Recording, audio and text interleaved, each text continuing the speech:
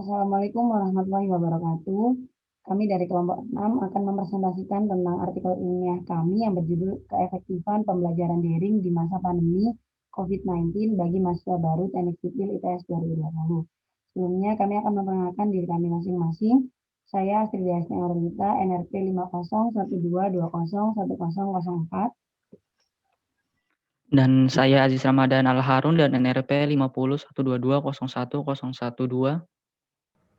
Saya Muhammad Lukman Ainul Yakin dengan NRP 5012201028. Yang pertama yaitu adalah abstrak. Abstrak pada artikel ilmiah ini digunakan untuk menggambarkan keseluruhan isi konsep dari sebuah gagasan yang ada dalam tulisan sebuah artikel.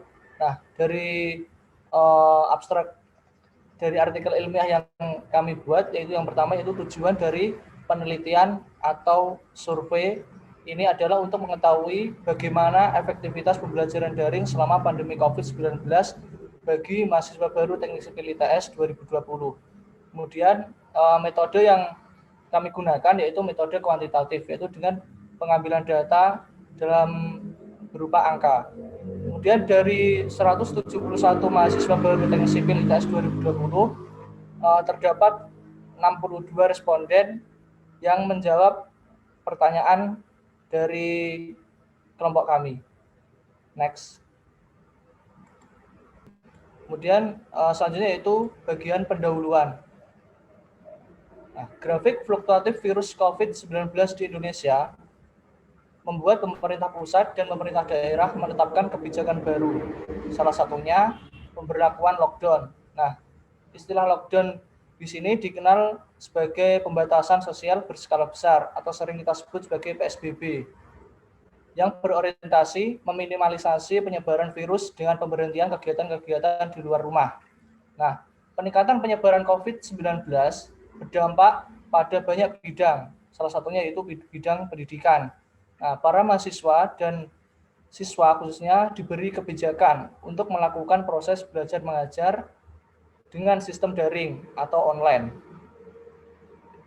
Pembelajaran daring merupakan penerapan pendidikan jarak jauh secara online menjadi solusi untuk civitas akademika agar tetap bisa menimba ilmu pengetahuan di keadaan yang serba dibatasi seperti sekarang ini. Nah, berita tentang peningkatan kasus COVID-19 yang begitu cepat tersebar, hal ini membuat para kebijakan khususnya Menteri Pendidikan dan Kebudayaan yang menjadi tombak kebijakan-kebijakan baru di bidang pendidikan, Nadiem Makarim mengeluarkan surat keputusan nomor 4 tahun 2020 tentang pelaksanaan kebijakan pendidikan dalam masa darurat penyebaran COVID-19 pada Selasa 24 Maret 2020 silam. Nah, fakta inilah yang akhirnya membuat sejumlah perguruan tinggi seperti ITS sendiri menghentikan kegiatan belajar mengajar secara tatap muka di dalam kelas. Nah, meskipun kebijakan pembelajaran secara daring dianggap menjadi solusi yang terbaik pada keadaan yang sekarang ini, tetapi masih banyak ditemui polemik dari berbagai pihak. Salah satunya mahasiswa teknik yang mengalami kendala terkait dengan sistem pembelajaran yang ada. Hal ini yang mendasari kami sebagai penulis untuk mengetahui bagaimana sih efektivitas pembelajaran daring bagi mahasiswa teknik sipil ITS 2020. Nah, tujuan dari penelitian ini sudah saya singgung di bagian abstrak tadi, yaitu untuk mengetahui bagaimana efektivitas pembelajaran daring selama pandemi COVID-19 bagi mahasiswa baru teknik sipil ITS 2020. Adapun manfaat dari penelitian dan ini untuk akademisi adalah untuk mengetahui kondisi pembelajaran secara daring yang selama ini dilakukan, serta mengetahui bagaimana sih kendala dalam pelaksanaannya sehingga dapat menemukan solusi atau jalan tengah dari permasalahan tersebut. Kemudian untuk selanjutnya, jenis penelitian yang dilakukan adalah penelitian kuantitatif. Nah, pada penelitian kuantitatif ini merupakan cara yang digunakan untuk menjawab masalah penelitian dengan berupa data atau angka. metode pengambilan sampel berupa purposive sample. Nah, yaitu teknik pengambilan sampel dengan menentukan kriteria tersebut. Teknik ini menggunakan pertimbangan tertentu untuk memperoleh data yang representatif dengan kriteria yang ditetapkan sesuai dengan tujuan penelitian. Nah, kriteria yang ditetapkan dalam penelitian ini adalah mahasiswa baru Teknik Sipil ITS 2020 yang telah menjalani perkuliahan secara daring selama 2 bulan silam. Nah, penelitian ini juga menggunakan teknik pengumpulan data dengan mengisi kuesioner melalui Google Form yang dibagikan oleh peneliti kepada mahasiswa baru Teknik Sipil ITS 2020. Adapun data yang diperoleh adalah data tentang bagaimana pendapat responden terhadap pembelajaran yang dilakukan secara daring tersebut. Nah, metode analisis data yang digunakan untuk menjawab perumusan masalah adalah dengan melakukan analisis persentase dari beberapa pertanyaan yang diajukan beberapa pertanyaan kepada responden, seperti berapa persenkah yang memilih secara online dan berapa persen yang suka terhadap pembelajaran secara offline. Kemudian Selanjutnya kita akan masuk ke bagian studi pustaka. Di studi pustaka ini berisi tentang informasi-informasi yang relevan untuk menunjang untuk karya tulis ilmiah ini. Di sini pembelajaran daring menurut para ahli, yaitu ada 2 yang saya ambil. Yang pertama menurut Zhang et al. Dan yang kedua mirip Kuntarto 2017. Pembelajaran daring menurut Zhang et al. Yaitu merupakan pembelajaran yang menggunakan jaringan internet dan aksesibilitas, konektivitas, fleksibilitas, dan kemampuan untuk memunculkan berbagai jenis interaksi pembelajaran. Penelitian ini dilakukan oleh et al. Kemudian yang kedua, menurut Kuntarto pembelajaran daring adalah pembelajaran yang mampu mempertemukan mahasiswa dan dosen dan untuk melaksanakan interaksi pembelajaran dengan bantuan internet. Jadi di sini untuk pembelajaran apapun pasti ditunjang oleh konektivitas ataupun perangkat mobile seperti gawai dan juga komputer atau laptop. Pada tataran pelaksanaannya, pembelajaran daring memerlukan dukungan perangkat mobile seperti smartphone atau telepon Android, laptop, komputer, tablet, dan iPhone yang dapat dipergunakan untuk mengakses informasi kapan saja dan di mana saja. Itu menurut Gikas dan Grant 2013. Seperti yang saya singgung tadi di pendapat para ahli bahwa teknologi seperti perangkat mobile pasti menunjang untuk proses pembelajaran daring karena pada masa COVID pandemi 19 ini menjadi alasannya. Terus yang kedua, menurut Korochu dan Alkan tahun 2011, penggunaan teknologi mobile mempunyai sumbangan besar dalam lembaga pendidikan, termasuk di dalamnya adalah pencapaian tujuan pembelajaran jarak jauh. Di sini juga berbagai media juga dapat digunakan untuk mendukung pelaksanaan pembelajaran daring. Misalnya juga seperti kelas-kelas virtual menggunakan layanan Google Classroom, seperti Edmodo dan Google Scholar dan masih banyak lagi ya. Terus menurut Firman F. dan Rahayu tahun 2020, untuk mencegah penyebaran COVID-19, WHO memberikan himbauan untuk menghentikan acara-acara yang dapat menyebabkan massa berkerumunan. Di sini, maka dari itu pembelajaran ini tetap umum dilakukan secara daring agar menghindari massa berkerumunan untuk mencegah juga penularan COVID-19 yang semakin banyak.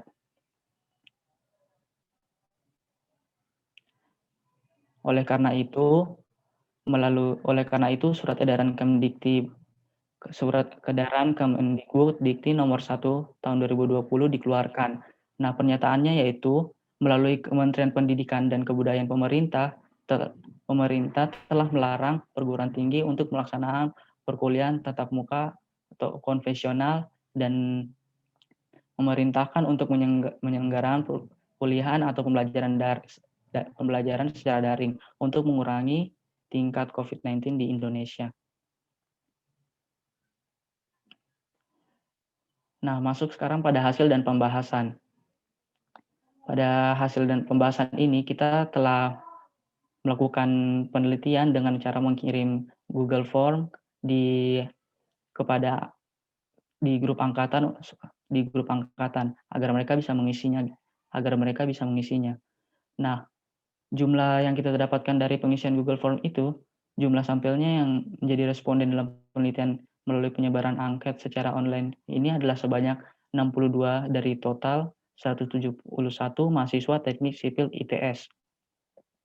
Dari total yang dimintai pendapat mengenai manakah pembelajaran yang lebih efektif, 55 diantaranya menyatakan bahwa pembelajaran lebih baik dilakukan secara offline atau tatap muka, entah itu dengan alasan apa nanti yang saya akan jelaskan. Dan terus 3 diantaranya menyatakan bahwa pembelajaran lebih baik dilakukan secara online. Dan terakhir sisanya 4 menyatakan bahwa kedua cara pembelajaran itu sama-sama baik.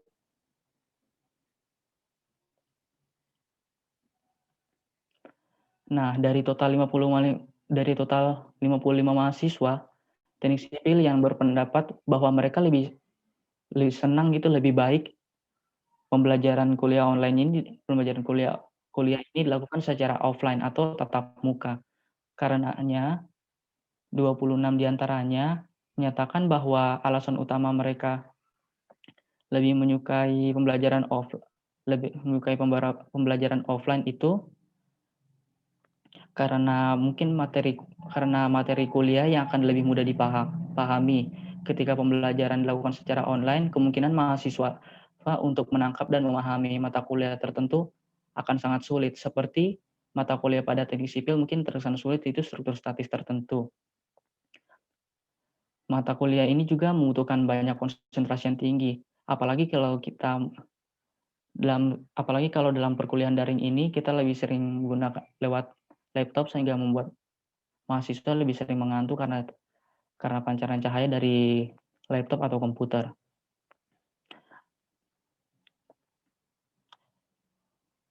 Terus juga untuk praktikum tentunya menjadi kendala sangat besar ketika dilakukan secara online, dan tidak menutup kemungkinan kita akan melakukannya praktikum secara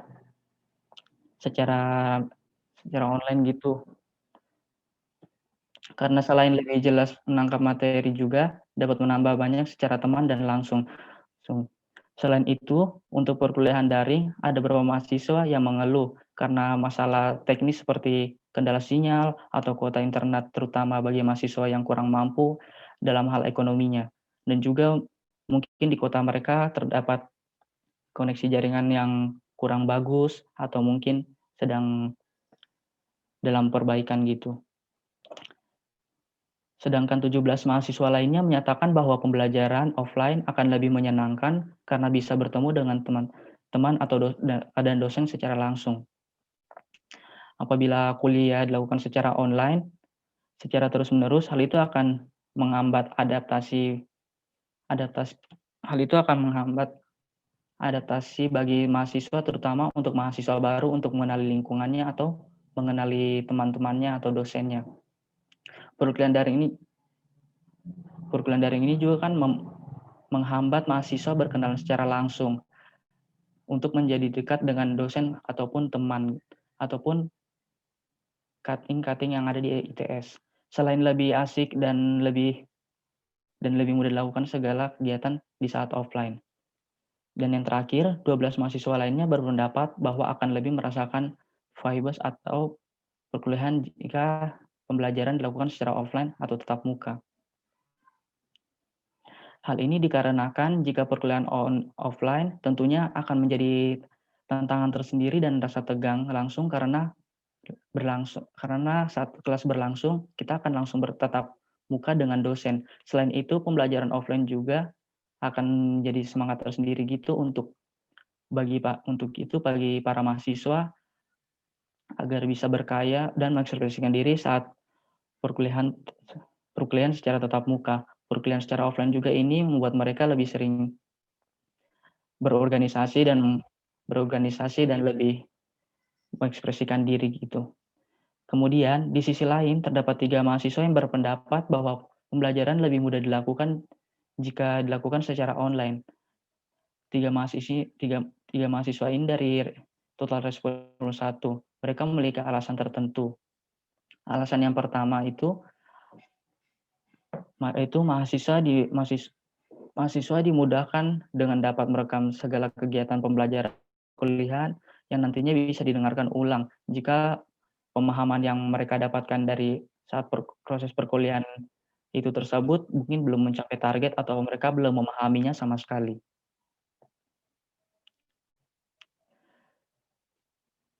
Tetapi semua mahasiswa tidak bisa melakukan recording tersebut karena adanya sebagian HP serta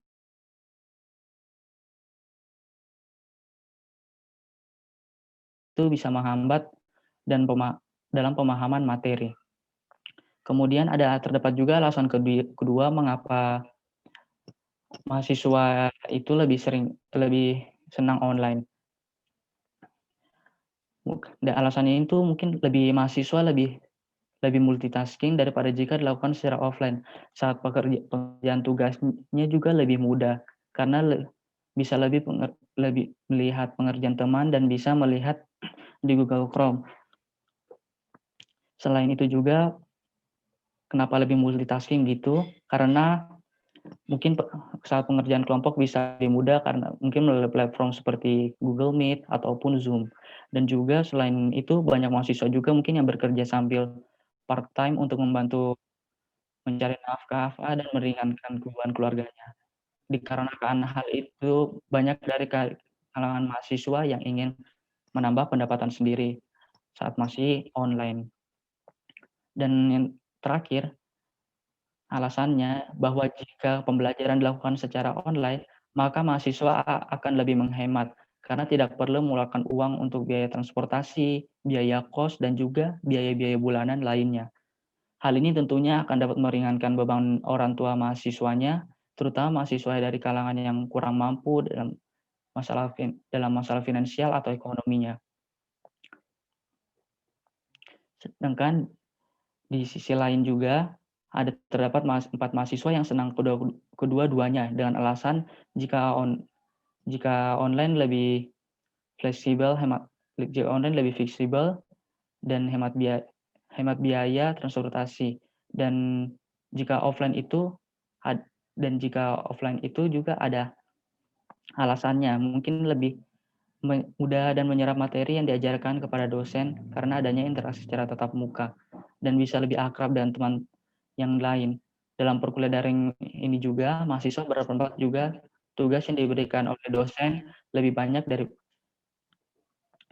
daripada perkuliahan tatap muka secara konvensional. Nah,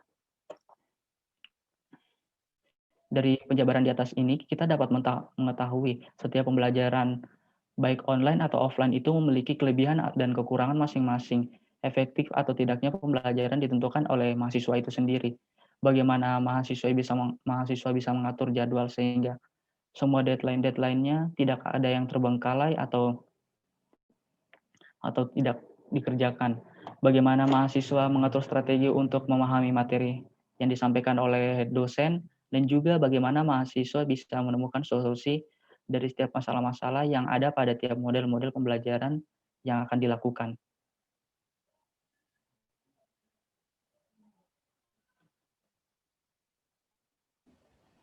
Kesimpulan dari artikel ilmiah ini yaitu baik pembelajaran offline, tatap muka maupun online atau daring, keduanya memiliki kelebihan dan kekurangan masing-masing. Sebagian besar mahasiswa teknik sipil ITS 2020 berpendapat bahwa pembelajaran lebih baik dilakukan secara tatap muka, secara langsung. Mereka berargumen bahwa materi kuliah akan lebih mudah dipahami pada saat pembelajaran dilakukan secara tatap muka. Juga akan lebih menyenangkan karena dapat merasakan vibes perkuliahan karena bisa bertemu dengan teman-teman dan dosen secara langsung. Tetapi di sisi lain, ada mahasiswa yang berpendapat bahwa pembelajaran lebih baik dilakukan secara online. Alasannya, Mahasiswa dimudahkan dengan dapat merekam kegiatan pembelajaran selama perkuliahan yang nantinya bisa ditekankan kembali jika pemahamannya dirasa kurang cukup. Tidak hanya itu, seperti yang teman saya jelaskan di sesi pembahasan, mahasiswa juga bisa lebih multitasking dari biasanya karena dapat menyelesaikan banyak deadline dalam waktu yang bersamaan. Ditambah lagi, mahasiswa akan lebih menghemat karena tidak memerlukan biaya untuk transportasi, biaya kos, juga biaya-biaya bulanan lainnya. Dari pemaparan di atas dapat kita simpulkan bahwa sebagian besar mahasiswa Teknik Sipil ITS 2020 lebih menyukai pembelajaran yang dilakukan secara langsung atau tatap muka dengan alasan yang sudah disebutkan. Tetapi harus ditekankan kembali bahwa bagaimanapun metode pembelajaran yang diterapkan semua bergantung kepada mahasiswanya masing-masing, pada diri mahasiswa masing-masing.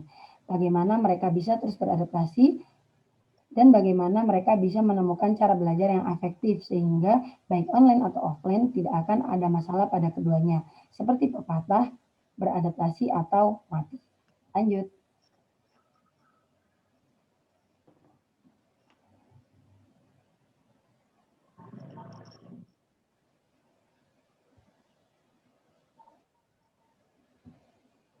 Dengan kondisi pandemi COVID-19 ini, yang kasus-kasusnya masih terbilang sangat tinggi, terutama di kota-kota besar, membuat pengajaran terutama di perkuliahan harus tetap dilakukan secara daring. Pembelajaran mata kuliah yang terbilang sulit seperti mata kuliah struktur statis tertentu pada Departemen Teknik Sipil dapat disarankan bahwa para dosen dihimbau agar pada saat pembelajaran dapat mempraktekkan teori yang dapat dilakukan dengan menggunakan benda sederhana atau gambar, sehingga mahasiswa bisa lebih memahami materi dan pembelajaran sehingga pembelajaran dapat berlangsung dengan lebih efektif. Next. Berikut adalah daftar pustaka yang kita gunakan dalam artikel ilmiah ini.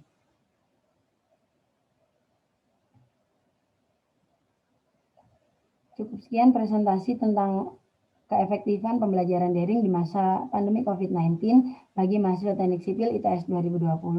Kurang lebihnya mohon maaf. Wassalamualaikum warahmatullahi wabarakatuh.